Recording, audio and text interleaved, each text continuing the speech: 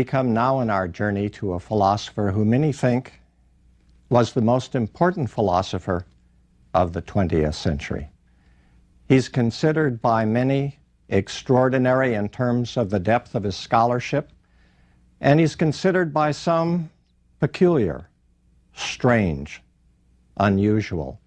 One of the basic questions that he asks is, what is philosophy? And he doesn't mean that to be a rhetorical question. He asks what philosophy is as if we should take a step back and re-ask ourselves what philosophy is and could be all about. Now, if philosophy on our journey is meant to help us see things about whether life has a meaning, and Heidegger wants us even to reflect on what philosophy is, already we're in an unusual location for our thinking. One of the things Heidegger did, and it made him seem quite strange, is that once he came into a classroom, put a piece of bark down on a seminar table and said, there is more philosophy in this piece of bark than there is in all the philosophy books ever written. I think I'll drink to that.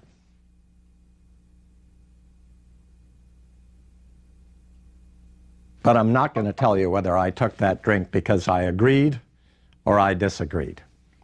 Heidegger is also viewed as unusual because at an important lecture that he gave in 1929, entitled What is Metaphysics, he said that he was going to talk about nothing.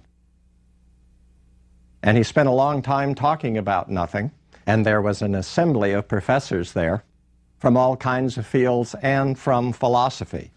Heidegger, as we'll see, had already become famous by 1929, and it was extraordinary for him to come into an auditorium with professional academics and tell them that what he would do would be talk to them about something much neglected, namely nothing. Heidegger begins his reflections with two almost opposite considerations. One is our average, everyday ways of being in the world, our ordinary life, and the indifference that we demonstrate regarding the meaning of being. Those two things, our average, everyday being in the world, our ordinary life, and a question about the meaning of being. That's the place from which he starts. In the midst of average, everyday life in the world, Heidegger points to two modes of living, the authentic versus the inauthentic. Authentic existence, he says, involves discovering what your true, unique life possibilities are. And insofar as you discover them and pursue them, you are authentic. But he thinks these are not simply given to us, but they involve historically contextualized circumstances. In other words, the authentic possibilities any of us have depend upon our place in history.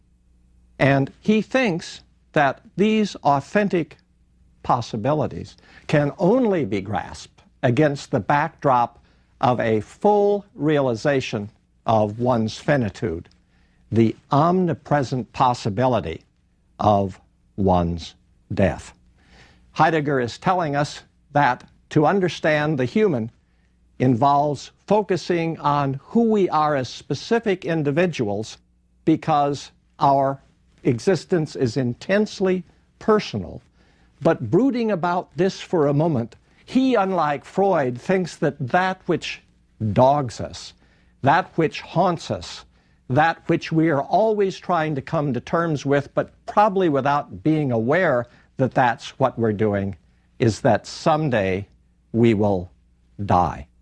And in fact, Heidegger believes that we could only become aware of what our authentic possibilities are if we understand what our particular historical circumstances are, and if we come to be able to face up to the fact that our time is limited and that someday we will no longer be. Therefore, he's referred to by many as an existentialist, because as we've seen in people like Nietzsche, existentialists talk about extreme circumstances for individuals. Well, if authentic existence is understanding the time in which one is and realizing that one's time is limited, realizing that the underlying reality that each of us face is death, and if it's true that we could only find out what the true meaning of our life is if we realize that our life is fleeting, what then about inauthentic possibilities? Heidegger thinks that inauthentic existence often involves, and usually without our comprehending it, a fleeing from what are our own individual possibilities.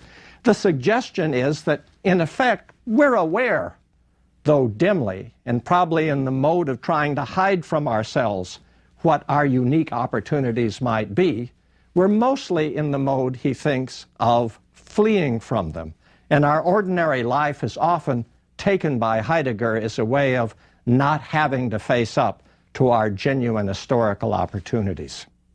But he says that moods, our moods, convey to us what our genuine possibilities are. And he makes an extraordinary claim about this that I mentioned at the end of the last lecture when we were talking about some Freudian and post-Freudian developments. Heidegger believes that our most fundamental mood, our underlying and prevailing mood, is angst. A hard-to-translate word. It is anxiety. But anxiety sounds like the sort of thing, for instance, you get if you've had too much coffee or you get a letter in the mail from the Internal Revenue Service. He doesn't quite mean anxiety in that sense of anxiety. He means a kind of continuing apprehension. And Heidegger thinks that other moods, other than this anxiety, are derivative from and lesser forms of this angst. An inauthentic existence for Heidegger involves living amidst the routine, the conventional, and one thereby hides from oneself and hides as best one can what one's unique options are. If I can pause with a moment that you can think about this, it's Heidegger's view that we live mostly ordinary lives in the world in order not to have to realize two things. One, that there are authentic possibilities we genuinely have, and another, that the thing we all must face is that we will die, and that could happen at any time. You can appreciate how existential that is, how in contrast with Freud it is. Freud wants to come to shrewd compromises with life. Heidegger wants us to face up to the fact that there may be an extraordinary possibility embedded in our historical circumstances that is uniquely ours, each of us as individuals. So what Heidegger tries to do is to revivify and intensify our sense of not being at home in the world. The word in German is Unheimlichkeit. It's a sense of not being at home. And he thinks that one of the things philosophy must try to do is to give us the sense that though we're in this world, even if it's a metaphor, we're really not of this world. And at a minimum, that must mean that ordinary, everyday existence is really not what matters, and it's not where the meaning of our lives could ever be found. If we can have a sense of not feeling at home in this ordinary world, that just might open us up to the possibility of embracing what might be unique, extraordinary opportunities given to us in our particular historical moment. But again, he says that doing that involves, maybe even requires, our realization of the most severe underlying limitation and restriction that human life has, and that is that it will end. Heidegger says, for example, when you're born, well, already you're old enough to die. He tells us that we must realize that we care in a way that can never reach completion in terms of securing what we care for, and particularly we can never secure fully our care for ourselves. Heidegger claims that the basic question of philosophy, and by implication of human life itself, is the question of the meaning of being. Well, the basic question of philosophy is the question of the meaning of being. Well, famously, Heidegger claims that we don't even understand what this question is. And famously, he even says that we don't even get bothered by the fact that we don't understand what this question is. And that we have to realize in our time that anything interesting in philosophy has to arise out of an acknowledgement that we're actually indifferent to the fundamental questions of philosophy. Again, Heidegger says the fundamental question of philosophy is, what does it mean to be? We don't understand what that question is. We don't care that we don't understand what that question is, and that's where we begin. It would be as if I went into a classroom and said, we're going to talk about things that you won't understand. You don't care if you do understand, but that's where business has to start. And if I were really to be Heidegger, I'd have to say, and at least understand this. Though you have unique opportunities and possibilities, you may never find out what they are, because finding out what they are involves realizing that you're going to die. I hope you can see that Heidegger was very controversial, for some people extraordinary and alarming. Heidegger wants to stress something that becomes a powerful 20th century notion. He wants to stress the disenchantment with the world that he thinks has come over the Western world. What he believes is that we now live in a world that can no longer enthrall us. We live in a world that no longer can elicit awe from us. And the ultimate in disenchantment is a failure even to recognize that this is the pervasive circumstance of human beings. The air has been so polluted for so long, Heidegger is saying, that we no longer even recognize that it's polluted. We just take it to be the way life is. Heidegger attempts to re-raise the question of the meaning of being by altering the focus of inquiry. And he believes that this is one of his major contributions to philosophy.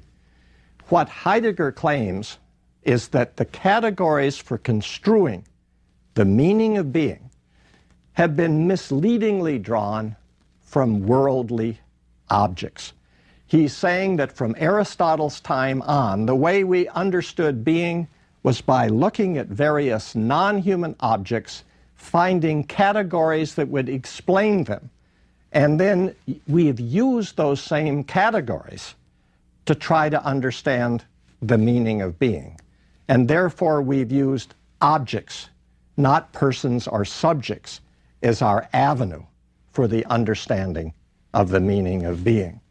And it's the questioning of the meaning of being in that traditional way, which he thinks has been wrong, that we need to change our focus, and that we must undergo a different kind of reflecting and look upon ourselves and the subject of experience.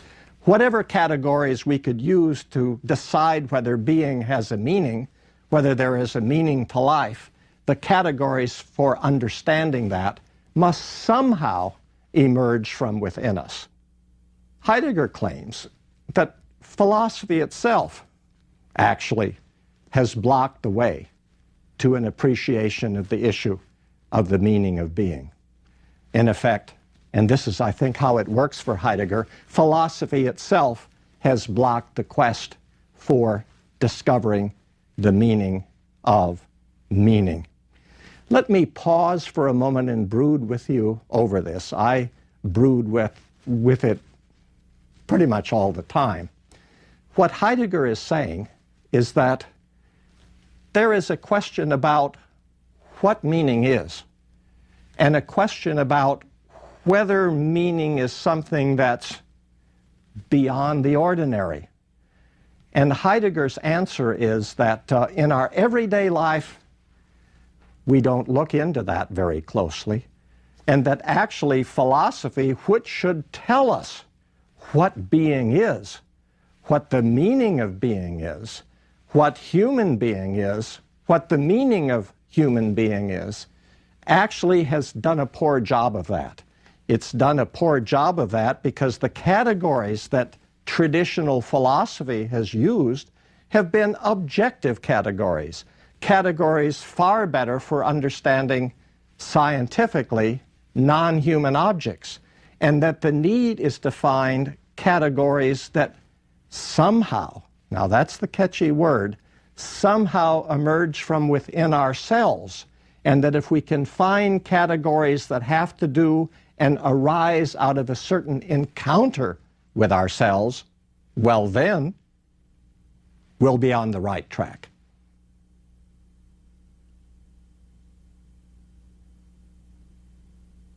Heidegger thinks that concerns in the field of epistemology, which means theory of knowledge, have diverted our attention away from actual life in the world.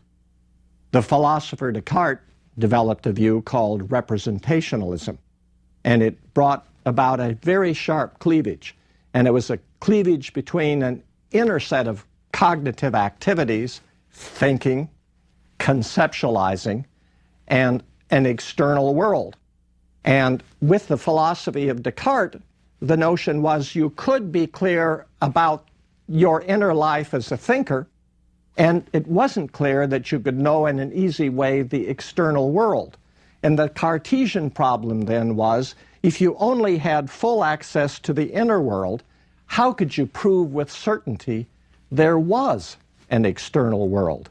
And Heidegger thought that philosophers got caught up with that kind of clever problem of there being the mind and reality, and how did the mind know reality?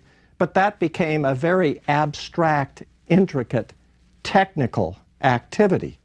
And that what we should realize is that our fundamental relation to the world is not in terms of such detached, clear Cartesian conceptual thinking, that detached knowing is not the way we relate to the world. Our fundamental relation to the world is being in the world. So Descartes tells us, and Heidegger believes the history of philosophy has taken categories regarding objects as the important categories to understand the world, but then almost contradictorily, since the time of Descartes, it's taken mental categories that have to do with some inner thing called our mind and brooded about them and wondered about the connection between mental categories and the world and how you'd prove that the external world existed. Heidegger says that's a very, very misguided way of thinking. It engenders false problems. And in fact, there's one particular false problem as we move on we should reflect on. And that's the problem that is understood as the refutation of idealism, because that came to hold center stage. Kant famously claimed that no proof had yet been found for the existence of the external world. He called that a scandal of philosophy. Heidegger comes along and says that the claim that the external world needs to be proved, that very claim is the scandal of philosophy. It's a scandal to think that such proofs ever were attempted, that anybody thought they were ever needed, because we are already situated in the world. To prove The world's existence, Heidegger thought, is just an artificial undertaking, altogether artificial. What does he tell us then? Let's linger and think about this. He tells us that we have categories that derive from Aristotle. He tells us we've concocted an artificial problem, the problem being how our inner mental reality hooks up with the world, and then all kinds of ways of attempting to prove that actually there is an external world. Not that we ever doubt that there's one, but then the philosophical enterprise becomes proving it. Heidegger says that's terribly artificial. That's philosophy in the worst sense. What we need to do is realize that we are already in the world. We are already in a very ordinary world. That ordinary world isn't one we experience in terms of Aristotle's categories. That ordinary world isn't one in which we think we're locked up in our own minds, and if we really want to be good about it, we're going to prove that whatever's in our minds correlates with reality. Heidegger says that's really dead-ended. What we need to do is realize that we're already in the world, involved in circumstances that philosophical categories typically don't help us with, involved in circumstances that don't really involve us in something called knowing. What we find ourselves is in a world having to be concerned about, looking after, taking care of things. I've thought of a way of illustrating this, and it's going to be in terms of an ethnic joke. And since, as you may know, my last name is Erickson, and I'll confess my father is a Norwegian American, I'm going to tell it as a Norwegian ethnic joke. And it is as follows. There was a very shy young Norwegian boy and a very shy young Norwegian girl. And the two families decided that somehow they should get together, but they didn't quite know how to do this. Finally, it was arranged that the boy would visit the girl. And the question was, what would they talk about? It would all be chaperoned. And the decision was that you could talk about food, fish, or philosophy. So the boy went to the girl's home. The girl's family is there. Awkward, awkward, awkward. But then the boy said, family, yes, food, fish, philosophy. Food, family, philosophy, food, philosophy. He got all tangled up. And then he said, do you have a brother? And the girl said, no, I don't have a brother. Do you like lutefisk? That's a fish. She said, no. Then he said, well, if you had a brother, would he like lutefisk? Because that's what he thought philosophy turned out to be. And Heidegger, and this of course greatly upset the entire academic setting in which he worked, thought that that's what philosophy had largely become, an asking of hypothetical questions about realities that weren't concerning us, in a sense that the things that really do concern us we haven't found a way of talking about. Heidegger gives an account of what it is to be in the world and an account of what is best meant by world and how to understand the who of being in the world. And this account flaunts philosophical conventions. On Heidegger's account, to be in the world is best understood as through concern and involvement. You know, you could say of someone that they were in trouble. You could say they were in art history. You could say they were in sales division of a business that sold mobile phones. You could say that, for instance, they were in love. But those ways of being in things, in trouble, in art history, in sales, in love, that's not the same as the kind of in which a marble might be in a box or a thought might be in a head. And it was Heidegger's view that most philosophers had worked in terms of ideas of items, thoughts inside the head, and wondering and worrying about how those connected with the external world. Whereas Heidegger says we have to understand the way we're in things as an engaged, concerned way of already finding ourselves in their midst.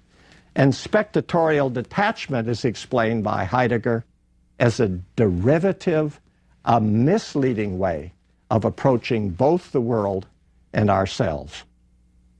Further, Heidegger means by world not a set of items displayed in our surroundings, but the framework in terms of which these items are experienced.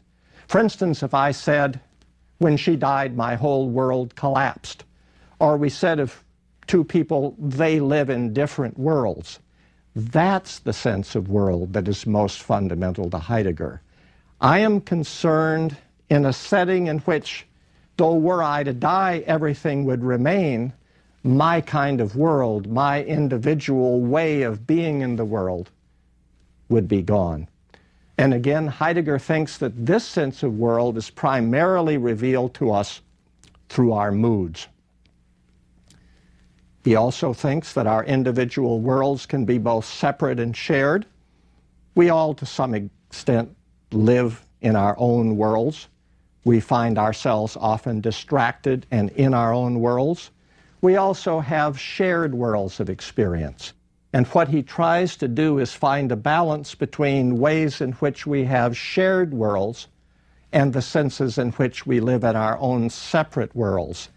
And the work of the early Heidegger is altogether caught up in the need to be separated and realize that it's also true that in important ways we are alone, and part of our being alone is that we will eventually die, and that will be something we will do alone, and that if we can get to understand better that aloneness that is part of our existence, we will better understand who we are.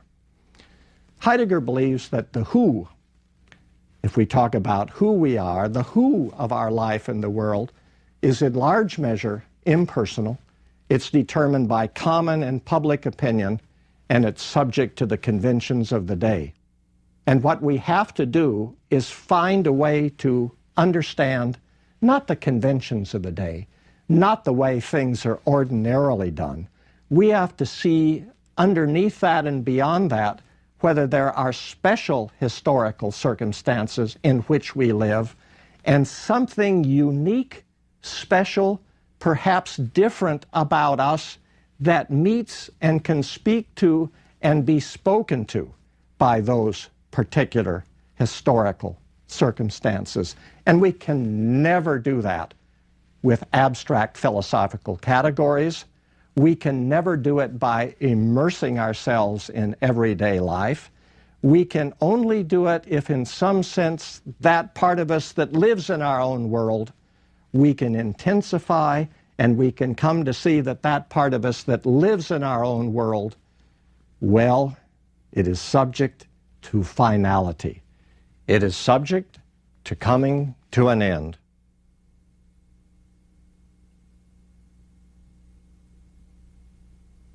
This part of Heidegger is his existential part. It is a part of him that is written out in a book called Being in Time. And because he talks so much about death and unique possibilities, authentic and inauthentic life, he gets called an existentialist. But unlike Kierkegaard, it is not an existentialism that moves to God. Unlike Nietzsche, it's not an existentialism that says God is dead. It is an existentialism that says we are in particular historical circumstances. But that's just the beginning of how Heidegger unfolds his thought, because he also says we can finally only understand what it means to be, only understand this bizarre question, what is the meaning of being, if in fact we also look at ourselves in terms of the whole of how Western history has understood being, meaning, and the meaning of being. And those are the sorts of issues we will next turn to.